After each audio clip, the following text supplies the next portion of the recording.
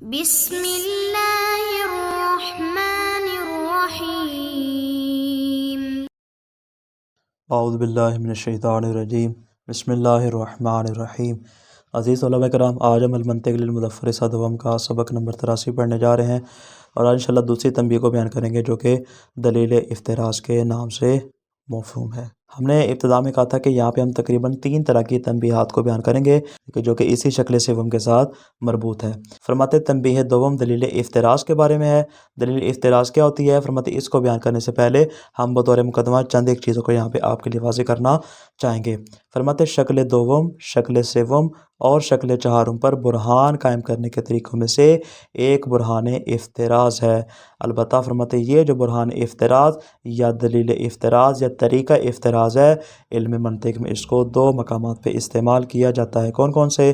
پہلا مقام عکس نکیز کے بعض کے آخر میں، کہ جہاں پہ ہم کیا کرتے ہیں، جہاں پہ ہم 2 خاصتین کے حوالے سے گفتگو کرتے ہیں اس میں اس برہان سے مدد لی جاتی ہے، لیکن چونکہ مصنف نے موجہات کو بیان نہیں کیا اس لیے فرماتے ہیں انہوں نے اپنی اس کتاب میں اس برہان کو بھی بیان نہیں کیا۔ البتہ آپ اس کے لیے دیگر منطقی کتابوں سے رجوع کر سکتے ہیں کہ جہاں پہ موجہات کی بحث میں انہوں نے طریقہ عکس نکیز میں اس برہان افتراض سے مدد لی ہے۔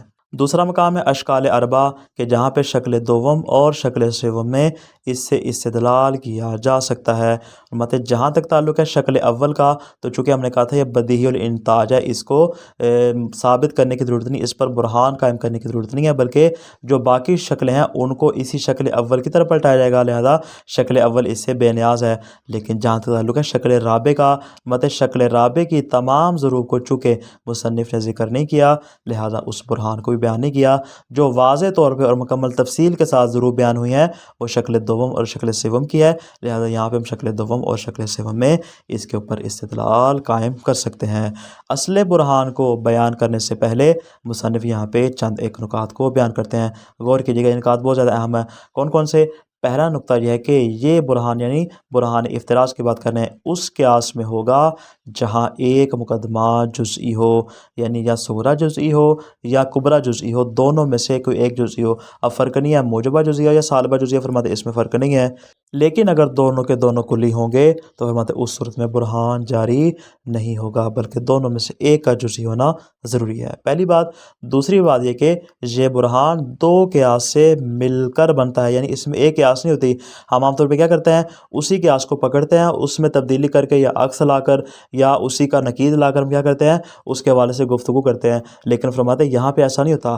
جو دلیل افتراض ہوتی ہے یہ 2 طرح کے قیاس سے مل کر بنتی ہے، کہ ان میں سے ایک جو ہوتی ہے وہ شکل اول ہوتی ہے اور دوسری وہ شکل ہوتی ہے کہ جس پر ہم برہان قائم کرتے ہیں۔ مثال کے طور پہ شکل دوم ہے یا شکل سوم ہے تو اس کی جو ضربی ہوگی، مطلب ان ضرب میں سے کوئی ضربی ہو سکتی ہے وہ اس میں ہو جائے گی، ایک ہوگی شکل اول اور دوسری وہ شکل کہ جس کے اوپر ہم برہان قائم کرنا چاہ رہے ہیں۔ فرماتے برہان افتراض یا دلیل افتراض 3 طرح کے مراحل میں ہوتی ہے۔ پہلا مرحلہ کیا ہے کہ جس میں ہم فرض کو بیان کرتے ہیں، جس میں ہم اپنے مفروضہ کو بیان کرتے ہیں۔ مفروضہ ہمارا کیا ہوتا ہے؟ بتائیں، مفروضہ یہ ہے کہ 2 مقدموں میں سے وہ مقدمہ جو جزئی ہو کہ جس کے شروع میں بعضن آئے، یعنی ہم نے کہا تھا نا کہ ابھی تھوڑی دیر پہلے کہ ان میں سے ایک مقدمہ جزئی ہونا چاہیے، تو اگر وہ صغریٰ ہوا تو اس کی بات کر لیں، اگر کبریٰ ہوا تو اس کی بات کر لیں، مطلب دونوں میں سے جو بھی جزئی ہوگا کہ جس کے شروع میں بعض آئے۔ اب اس میں فرق نہیں ہے چاہے حکم ایجاب کی صورت میں ہو یا حکم سلب کی صورت میں، فرماتے اس میں فرق نہیں ہے، جس کے شروع میں بعض آئے گا فرماتے وہ ہمارا کیا ہو جائے گا، یہاں پہ مفروضہ ہو جائے گا۔ مثال جیسے بعض الحیوان ناطقن، یہ ایجاب کی صورت میں ہو جائے گا بعض حیوان ناطق ہیں، اور یہ ہو جائے گا سالبہ کی صورت میں بعض الحیوان لیس بانسان، بعض حیوان انسان نہیں ہے، یہ سالبہ کی صورت میں ہو جائے گا۔ پس یہ جو بعض الحیوان ایجاب والے بھی صورت میں بھی اور سر والی صورت میں بھی یہ فرماتے یہ والا جو قضیہ ہوگا یہ ہمارا مفروضہ ہوگا، یعنی جو مقدمہ جزئی ہوگا فرماتے وہ ہمارا کیا ہو جائے گا، مفروضہ ہو جائے گا۔ فرماتے منطقی حضرات اس فرض کو مشخص کرنے کے لیے رمز دال کا استعمال کرتے ہیں، جس طرح ہم نے کہا تھا کہ با کو استعمال کریں گے ہم موضوع کے لیے، اس طرح ہم نے کہا تھا ہا کو استعمال کریں گے محمول کے لیے، میم کو استعمال کریں گے حد اوسط کے لیے۔ فرماتے اسی طرح جو دال کو استعمال کرتے ہیں وہ کس لیے استعمال کرتے ہیں، تاکہ وہ اشارہ کریں اس مفروضہ کی جانب کہ یہ ہمارا مفروضہ ہے۔ فرماتے یہ دال اس بات کی جانب اشارہ کرے گا کہ یہاں پہ معین افراد کو مراد لیا جا رہا ہے. یعنی اوپر والی مثال میں دیکھیں، یعنی اگر ہم کہتے ہیں بعض الحیوان ناطقن، بعض حیوان ناطق ہیں، تو یہ بعض حیوان کون سے ہیں؟ فرماتے یہاں مشخص افراد یعنی انسان مراد ہیں، انسان ناطق ہوتے ہیں، اس کے علاوہ اور تو کوئی چیز ناطق نہیں ہوتی. اگر ہم کہتے ہیں بعض الحیوان لیس بانسان، بعض حیوان انسان نہیں ہے، تو یہاں پر بھی بعض الحیوان سے مراد کچھ مشخص افراد ہیں، مثال کے طور پہ گدھا، گھوڑا، گائے، بھینس، بکری وغیرہ. فرماتے ساری کی ساری چیزیں اس میں آ جائیں گی. تو فرماتے اس بعض کے ذریعے کیا کرتے ہیں؟ ہم معین افراد کی طرف اشارہ کرتے ہیں. تو وہ جو معین افراد ہوں گے فرماتے ان کو مشخص کرنے کے لیے ہم رمز دال کا استعمال کریں گے. پس اگر ہم کہتے ہیں بعض و میم با، بعض میم جو ہے وہ با ہوتے ہیں، یعنی بعض الحیوان ناطقن، بعض حیوان ناطق ہوتے ہیں. مطلب یہاں پہ بعض میم حقیقت میں دال کے برابر ہوتا ہے، یعنی کلو دال کے برابر ہوتا ہے. اگر ہم کہتے ہیں بعض میم با یعنی بعض الحیوان ناطقن، یعنی بعض حیوان ناطق ہے، تو اس کا مطلب کیا ہے؟ یعنی کلو انسان ناطق، ہر انسان ناطق ہے. یہ بعض الحیوان کلو انسان کے برابر ہوگا، یعنی موضوع کے بعض معین افراد، مطلب وہ جو بعض معین اور مشخص افراد ہوں گے، چونکہ وہ جزئی ہیں اور چونکہ ان کے خواص کو بیان کیا جائے گا، تو بطور عمومی کیا کہیں گے؟ ہم سارے کے سارے انسانوں کو شامل کر کے ان کے اوپر ناطق ہونے کا حکم لگا دیں گے. یہ ہو جائے گا ہمارا پہلا مرحلہ مفروضے کا. دوسرا مرحلہ کیا ہے؟ فرماتے فرض ذکر کرنے کے بعد اس جزئیہ سے ہم دو قضیہ کلیہ کا استخراج کریں گے. یعنی یہ جو ہمارے پاس قضیہ ہے، مثال کے طور پہ بعض الحیوان ناطقن، چونکہ یہ قضیہ جزئیہ ہے، مثال چاہے صغرا میں یا کبرا میں سے فرق نہیں ہے. مطلب یہ جو ہمارے پاس قضیہ جزئیہ ہوگا جس کو ہم نے مفروضہ قرار دیا ہے، اس قضیہ جزئیہ سے ہم دو طرح کے قضیہ کلیہ کا استخراج کریں گے، اور وہ جو دو قضیہ ہوں گے وہ یقینی طور پہ صادقہ ہوں گے. اس طرح کے ان میں سے ایک موجبہ کلیہ ہوگا، اور جو دوسرا قضیہ ہوگا وہ کیفیت کے اعتبار سے جزئیہ سے مربوط ہوگا. اگر جزئیہ جو ہے وہ موجبہ ہوا تو یہ موجبہ کلیہ ہو جائے گا، اگر جزئیہ سالبہ ہوا تو یہ سالبہ کلیہ ہو جائے گا. یعنی یہاں پہ ہم کیا کریں گے؟ اس ایک جزئیہ سے دو کلی کو عکس کریں گے اور آپ کے سامنے واضح کریں گے کہ یہ دو کلی ہم جو حاصل کر رہے ہیں یہ ہم اسی قضیہ جزئیہ سے نکال رہے ہیں. یہ ہو جائے گا ہمارا دوسرا مرحلہ. مطلب یہ جب دو قضیہ حاصل کریں ہم، ایک وہ قضیہ جو ہر حال میں یقینی طور پہ کیا ہوگا؟ موجبہ کلیہ ہوگا. مطلب یہ جو موجبہ کلیہ جو پہلا قضیہ ہے اس کا موضوع وہی ہمارا مفروضہ ہوگا، یعنی دال. مطلب اس کا تعلق شکل دوم یا شکل سوم سے ہوگا. یعنی جس کو ہم ثابت کرنا چاہ رہے ہیں کہ شکل دوم سے ہو تو اس میں ہو جائے گا، اگر شکل سوم سے ہوگا تو اس میں ہو جائے گا. مطلب ہے کہ اس کا مفروضہ یعنی وہی دال ہوگا. یعنی یہ جو ہم نے یہاں پہ کیا کہا تھا؟ بعض میم با، مطلب یہ ہمارا مفروضہ ہو جائے گا. یہ جو ہم بعض میم کو دال کے برابر قرار دے رہے ہیں، مطلب یہ جہاں پہ دال آ جائے گی پھر یہ کیا ہو جائے گا؟ یہ ہمارا مفروضہ ہو جائے، اس کا موضوع بن جائے گا. جیسے بعض الحیوان لیس بانسان، اگر کہتے ہیں بعض الحیوان لیس بانسان، مطلب یہ جو بعض الحیوان لیس بانسان ہے، بعض الحیوان یہاں ہماری مراد ہے بعض میم. مطلب یعنی ہم کہہ رہے ہیں بعض میم لیس با، بعض حیوان لیس بانسان. مطلب یہ جو بعض میم ہے، چونکہ ہم نے کہا تھا کہ یہ دال کے برابر ہے، یعنی کلو دال. مطلب یعنی ہو جائے گا کہ دال لیس با، دال لیس با نہیں ہے. مطلب پس اگر یہ دال لیس با صادق ہو تو اس کا مطلب کیا ہے؟ کلو دال میم صادق ہوگا. یعنی کیا مطلب؟ یعنی کلو انسان حیوان. تو پاس یہاں پہ کیا ہوگا؟ کلو دال میم صادق ہوگا، یعنی کلو فرس حیوان. یعنی بعض الحیوان یہاں مراد ہے، یعنی کون سے حیوان ہیں جو کہ انسانی ہوتے ہیں، جیسا کہ فرض ہے مثال کے طور پہ، تو نتیجہ کیا آ جائے گا؟ کلو فرس حیوان. یہاں پہ حیوان آئے گا، یعنی سارے کے سارے فرس جو ہیں وہ حیوان ہوتے ہیں. پاس فرماتے ہیں یہاں پہ ہمارے پاس موجبہ کلیہ کی صورت میں آ جائے گا. یہ ہو جائے گا پہلا قضیہ. اور جو ہمارے پاس دوسرا قضیہ آئے گا وہ قضیہ کلیہ ہوگا، البتہ اس کی کیفیت کیا ہوگی؟ موجبہ ہوگا یا سالبہ ہوگا؟ فرماتے اس اعتبار سے وہ جزئیہ کے تابع ہوگا. اس کا موضوع بھی وہی مفروضہ ہوگا، یعنی جو دال ہم نے حاصل کیا ہے، یعنی مفروضہ کو ہم نے پہلے قضیے میں بھی اور دوسرے قضیے میں بھی کیا کرنا ہے؟ موضوع قرار دینا ہے، اور اس کا جو محمول ہوگا وہ جزئیہ کا محمول ہوگا. پس اگر عین میم با صادق ہے تو کلو دال با بھی صادق ہے. فرماتے یعنی جب ہم کہہ رہے ہیں کہ یہ خصوصی طور پہ جزئی کے افراد اس کے اوپر صادق آ رہے ہیں، تو اس کا مطلب جزئی کے جتنے بھی افراد ہیں ان بطور کلی سارے کے سارے افراد اس پہ کیا ہو رہے ہیں؟ صادق ہو رہے ہیں. یعنی ہم کہہ سکتے ہیں کلو انسان ناطق، یعنی ہر انسان کیا ہے؟ ناطق ہے. یعنی جو ہمارے پاس اصلی قضیہ تھا کون سا والا؟ بعض الحیوان ناطقن، بعض حیوان ناطق ہیں، وہ بعض حیوان کون ہے؟ وہ کل انسان، فرماتے ہیں وہ کیا ہو جائے گا؟ ناطق، کیونکہ یہاں پہ دال سے مراد انسان ہے اور بعض سے مراد ناطق ہے۔ پس اس مرحلہ میں ہمارے پاس دو قضیہ کلیہ حاصل ہو جائیں گے۔ اب آگے آ جائے گا تیسرا مرحلہ، مطلب اس تیسرے مرحلے میں اقترانات کو آپس میں جوڑیں گے تاکہ ہمیں مطلوب حاصل ہو جائے۔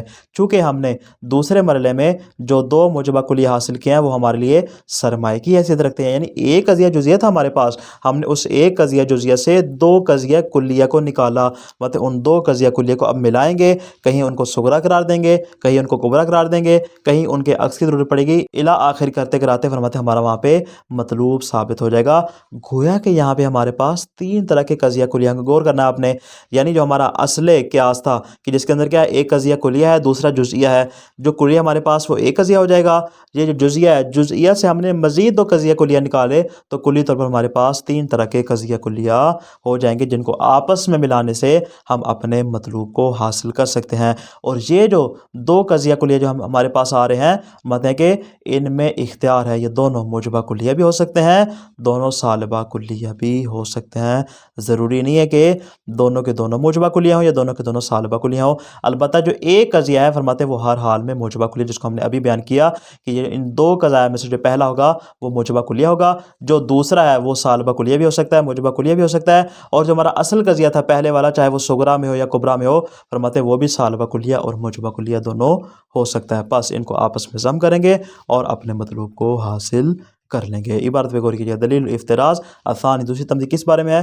دلیل افتراض کے بارے میں ہے۔ فرماتے ہیں وقد یستدل بدلیل الافتراض، کبھی کبھار دلیل افتراض سے استدلال کیا جاتا ہے، کس پر؟ علی انتاج بعض ضروب اشکال اربعہ میں سے شکل دوم اور شکل سوم کی بعض ضروب کے اوپر اس سے استدلال کیا جاتا ہے۔ الذی تکون احدی مقدمتہ جزئیہ، فرماتے ہیں اس صورت میں کہ اس صغرا اور کبرا میں سے کسی ایک کا جزئی ہونا ضروری ہے، من ھذا الشکل او من الثانی، چاہے وہ شکل ثالث ہو یا شکل ثانی، اس میں فرق نہیں ہے۔ ولا باس بشرحہ تنویرا لافکار الطلاب وان کانوا فی غنی عنہ بدلیل العکس والخلف، فرماتے ہیں اس میں کوئی مسئلہ نہیں کہ ہم یہاں پہ اگر اس کی تھوڑی سی تشریح کر دیں تنبیہ کے عنوان سے، فرماتے ہیں اس میں کوئی مسئلہ نہیں ہے تاکہ آپ کے اذہان عالیہ مزید منور ہو جائے، اگرچہ فرماتے ہیں کہ اس دلیل افتراض کو یہاں پہ ذکر کرنے کی ضرورت نہیں ہے، بائیں کہ ہمارے پاس اس سے بہتر دلیلیں موجود ہیں، دلیل عکس اور دلیل خلف موجود ہیں، ان کے ہوتے فرماتے ہیں اس دلیل کی ہمیں اصلا ضرورت ہی نہیں پڑتی، لیکن پھر بھی بیان کرتے ہیں تاکہ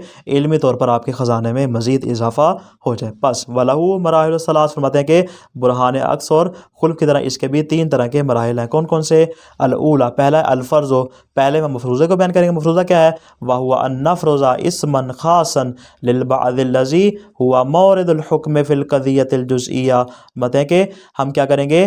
بعض افراد کے لیے جو کہ یہاں پہ ایک قضیے میں مورد حکم مراد ہیں، جو ہمارا قضیہ جزیہ ہے جس کو ہم نے کہا تھا قضیہ جزیہ ہونا چاہیے دونوں میں سے ایک، چاہے وہ صغرا ہو یا کبرا ہو، دونوں میں سے فرماتے جو بھی قضیہ جزیہ ہوگا جو مورد حکم ہے اس کے جو بعض افراد ہوں گے مطلب ان کے لیے ہم یہاں پہ اس میں خاص کو فرض کریں گے، اور کیا ہوگا؟ فَنَفْرُضُ حرف دال، بس اس کے لیے ہم حرف دال کو فرض کریں گے۔ کیوں؟ لِأَنَّ فِي قَوْلٍ، مثال سے واضح کر رہے ہیں، مطلب اگر ہم مثال ہماری ہے بعض الحیوان لیس بانسان، بعض حیوان انسان نہیں ہے، تو فرماتے لابد ان یقصد فی البعض شیء معین، مطلب یہ جو ہم کہہ رہے بعض حیوان، یہ بعض حیوان کون سے ہیں؟ مطلب اس سے اس کے مشخص افراد کا قصد کیا جائے گا کہ یصح سلب الانسان عنہ، کہ جن بعض افراد سے انسانیت کو سلب کرنا صحیح ہوگا۔ مثال کے طور پہ گھوڑا ہے، یا مثال کے طور پہ دیگر جتنی بھی انواع اقسام ہیں، گائے بھینس بیل بکری وغیرہ، مطلب وہ ساری کے ساری اس میں شامل ہو جائیں کہ جن سے انسانیت کو سلب کرنا بھی درست ہو اور حیوانیت کو ثابت کرنا بھی درست ہو، مطلب پس یہاں پہ جو بعض حیوان ہیں وہ مشخص طور پہ مراد ہوں گے، اور یہ جو مشخص طور پہ مراد ہوں گے فرض کے طائر وغیرہ، مطلب ان کے لیے ہم حرف دال کے ذریعے اشارہ کریں گے۔ فَنَسْتَلِحُ عَلَى هَذَا الشَّيْءِ الْمُعَيَّنِ وَنُسَمِّيهِ دال، فرماتے پس ہم اس کے لیے ایک خاص اصطلاح استعمال کریں گے اور اس کو ہم دال کا نام دیں گے۔ ففی مثل القضیہ بعض و میم با، مطلب بعض و میم با اگر ہم کہتے ہیں تو یہاں پہ جو بعض و میم ہوگا فرماتے ہیں یہ حقیقت میں دال ہوگا، یکون دال عبارت اخرى عن قولنا بعض و میم، بعض و میم کے قائم مقام ہوگا یہی والا دال، یعنی دال کہہ لیں تو دال کا مطلب کیا ہو جائے گا کہ اس جزئی کے اندر مثال مثال کے طور پر اگر 20 افراد ہیں تو 20 کے 20 اس میں شامل ہو جائیں گے اس دال کے اندر، یعنی دال میں کلیت ہوگی، یہ جو میم ہے اس کے اندر کیا ہوگی؟ جزئیت ہوگی. بس اس جزئیت کے اندر کیا ہے؟ ہم کلیت کو اخراج کریں گے. الثانیہ فرماتے ہیں یہ جو پہلا مرحلہ کہ جہاں پہ اپنے مفروضے کو بیان کریں گے. الثانیہ دوسرا کیا ہے؟ استخراج قضیتین صادقتین بعد الفرض. فرماتے ہیں مفروضہ بیان کرنے کے بعد اور اس کو دال کے ذریعے بیان کرنے کے بعد ہم کیا کریں گے؟ اسی قضیہ جزیہ سے دو طرح کے قضایا صادقہ کا اخراج کریں گے، ان کو باہر نکالیں گے اسی ایک قضیہ جزیہ سے.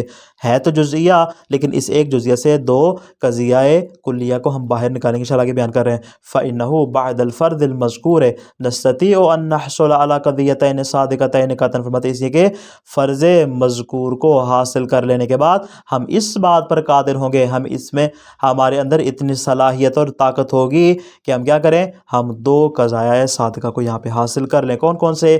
الاول پہلا قضیۃ موجبۃ کلیہ، پہلا قضیہ موجبہ کلیہ ہے کہ جس کا موضوع کیا ہوگا؟ الاسم المفروض دال، وہی ہمارا مفروضہ جس کو ہم نے بیان کیا ہے.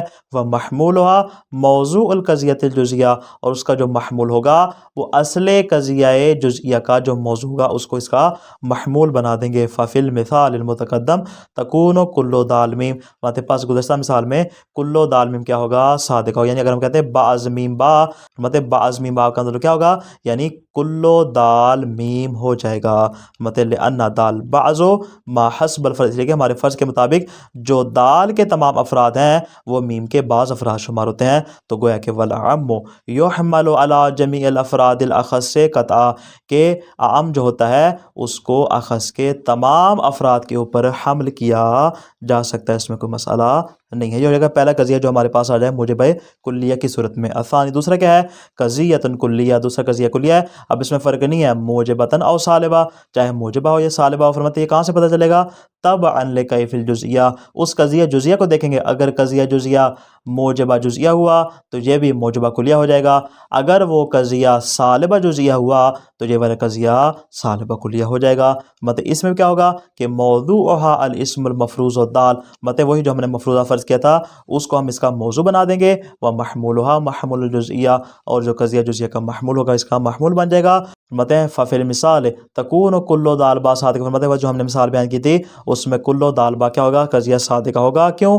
لأن دال هو البعض الذي هو كل با، اس لیے کہ جو دال ہے وہ با کے سارے افراد میں سے بعض شمار ہوتا ہے.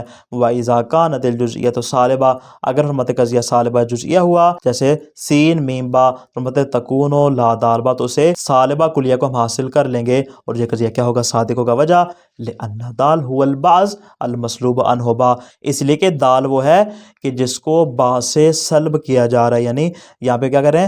دال کو با سے سلب کریں تو بس اس صالبہ جزئیہ سے ہم صالبہ کلیہ کا اخراج کر سکتے ہیں.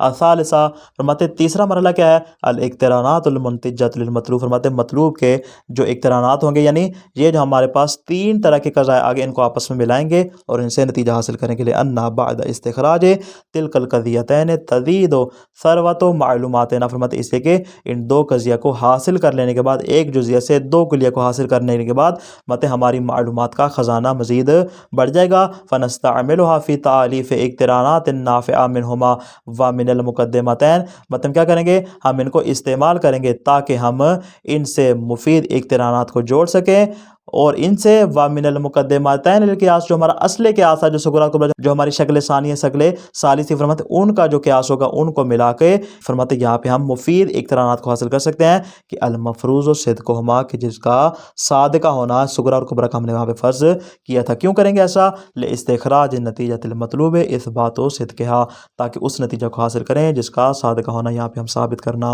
چاہ رہے ہیں. تو خلاصہ کیا آج کے درس کا؟ برہان افتراض دو مقامات پر استعمال ہوتا ہے، عکس نقیض شکل دوم اور شکل سوم میں. اس برہان میں دو چیزوں کا ہونا ضروری ہے، ایک مقدمہ جزئیہ اور دو قیاس. برہان افتراض تین مراحل میں واقع ہوتا ہے. پہلا مرحلہ مفروضہ کا ہے جس میں قضیہ جزیہ ہے جس کو دال سے بیان کیا جاتا ہے. دوسرا مرحلہ مفروضہ کے بعد دو قضیہ کلیہ کا استخراج ہے. پہلا قضیہ موجبہ کلیہ ہے جس کا موضوع مفروض ہوتا ہے اور اس کا جو محمول ہوتا ہے وہ قضیہ جزیہ کا موضوع ہوتا ہے. اور جو دوسرا قضیہ ہوتا ہے وہ کلیہ ہوتا ہے اور وہ کیفیت میں جزیہ کے مطابق ہوتا ہے، اور البتہ اس کا موضوع خود مفروض ہوگا اور اس کا محمول جزیہ کا محمول ہوگا. اور جو ہمارے پاس تیسرا مرحلہ آئے گا اس میں ان قضاء کی تالیف کر کے ہم کیا کریں گے؟ نتیجہ حاصل کر لیں گے. والسلام علیکم ورحمۃ اللہ وبرکاتہ.